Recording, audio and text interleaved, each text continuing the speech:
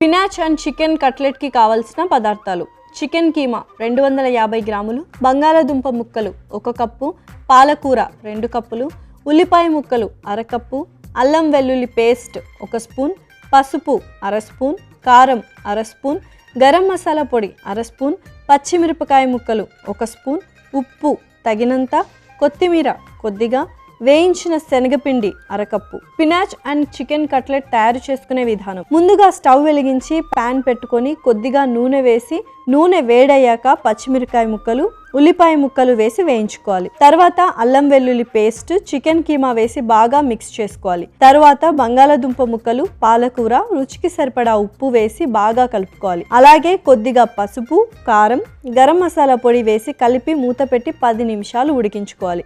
తర్వాత స్టవ్ ఆపి ఈ మిశ్రమాన్ని చల్లార్చుకొని మిక్సీ జార్లోకి తీసుకొని కొద్దిగా కొత్తిమీర, శనగపిండి వేసి మెత్తగా పేస్ట్లా గ్రైండ్ చేసుకోవాలి. ఇప్పుడు స్టవ్ వెలిగించి పాన్ పెట్టుకొని నూనె వేసి వేడి చేసుకోవాలి. గ్రైండ్ చేసుకున్న మిశ్రమాన్ని కట్లెట్స్లా చేసుకొని వేడైన పాన్ మీద 2 వైపులా తిప్పుకుంటూ కాల్చుకొని సర్వింగ్ ప్లేట్లోకి తీసుకుంటే tasty spinach and chicken cutlets ready.